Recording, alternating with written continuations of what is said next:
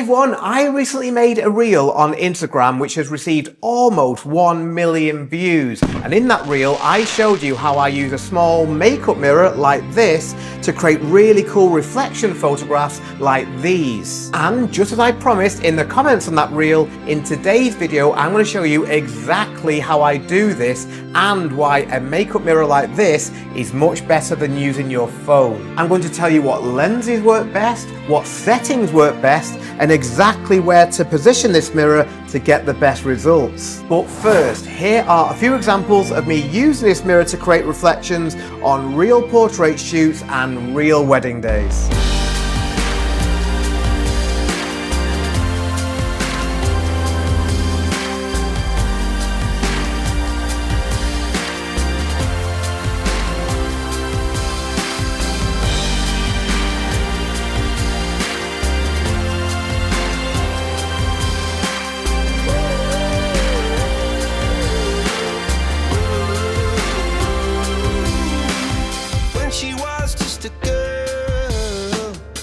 Expected the world, but it flew away from her reach. So she ran away in her sleep and dreamed of paradise,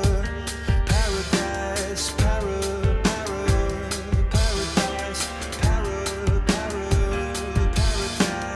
Every time she closed her eyes.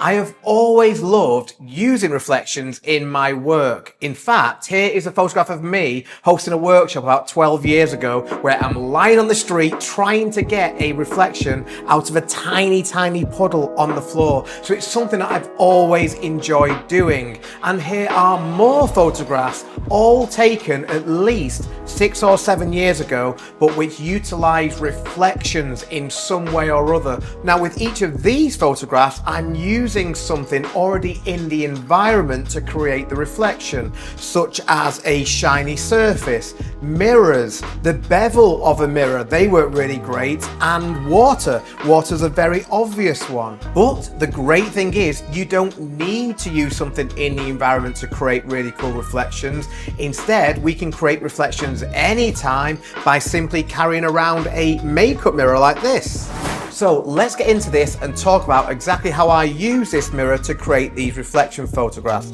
First of all, let's talk about lenses. Now, my recommendation would be to use a focal length of between 35mm and 50mm. My preference is 35mm. I find that is the sweet spot to create the best reflections. Now, you can use other focal lengths. I oftentimes use 24mm, but I do find that when I use a 24mm focal length, I need to crop in a little bit on the image because you can often see the mirror on the edge of the photographs because it's such a wide lens. Now for me, I wouldn't go longer with a focal length than 55mm, and the reason I say 55mm is these photographs were taken on a 55mm focal length and work very well, but I wouldn't recommend you go to 85 because for me, in my opinion, it just is a bit too zoomed in and you lose the effect a little bit. So my preference is to use a focal length of either 35mm or 50mm. Both work. I just tend to prefer the 35mm mainly because it's on me all the time. I'm just such a big fan of the 35mm lens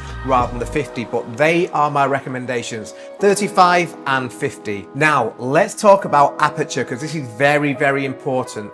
You want to use as wide an aperture as you can. That is why for me I would always recommend using a prime lens so that you can get the widest aperture possible. I would suggest a minimum of f2.8 because if you go narrower than 2.8, let's say you go f4, f5, 6, then as you put the mirror right next to your lens, you can start to see the edge of the mirror, because remember, when we use a narrow aperture, it's giving us a bigger depth of field. In other words, more of the photograph is going to be in focus, and we don't want this edge to be in focus. We want this edge to blur and blend into the real part of the photograph, and you can only do that with a wide aperture. So when I'm recommending focal lengths, you remember I recommended 35 and 50. What I'm really suggesting is you use a 35mm prime or a 50mm prime, because prime lenses allow you to shoot at the widest apertures. Now, up until a few months ago, this was my 35mm lens of choice. This is the Sony 35mm f1.8, and so many of the photographs that you've seen in this video were taken on this little lens. Now, I don't use that lens anymore because my new 35mm lens of choice is this one. This is much bigger, but this is the Viltrox 35mm f1.2.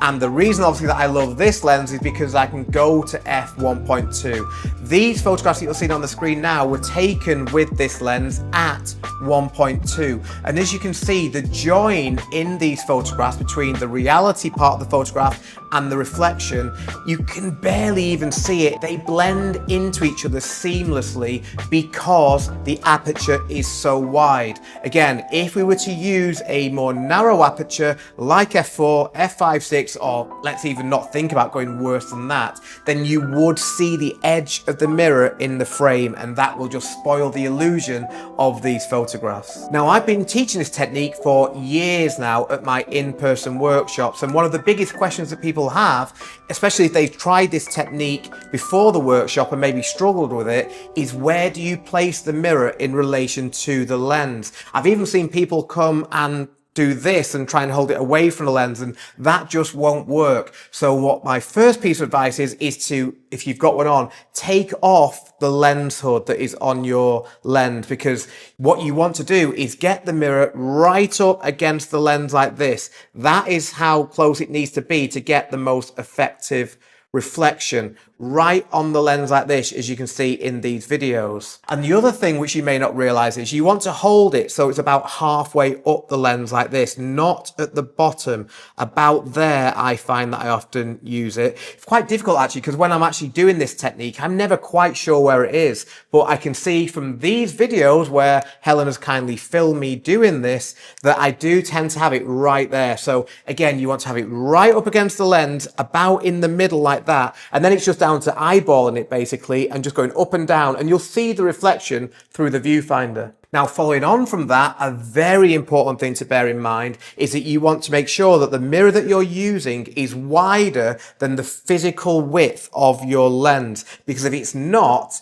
then the reflection won't cover the whole of the exposure, and obviously that's going to look a bit messy. So you want to make sure that your mirror is at least as wide as the lens is, as you can see here.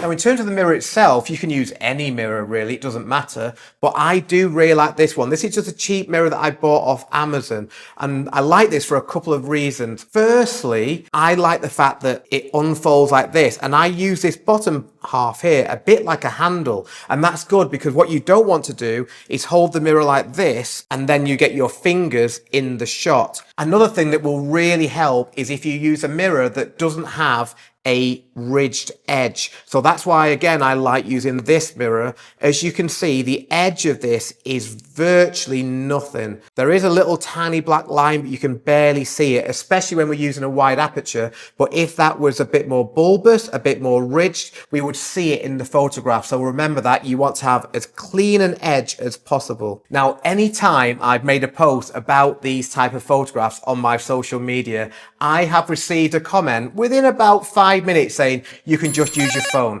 And you can use your phone. It works okay.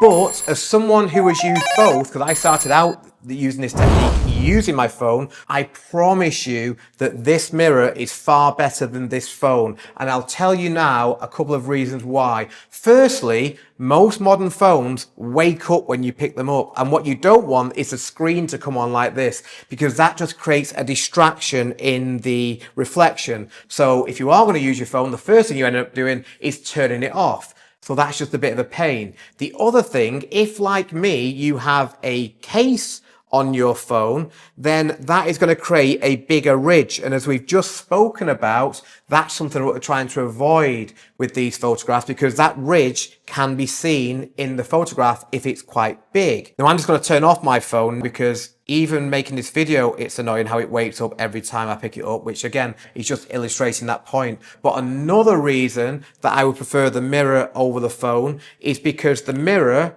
is wider.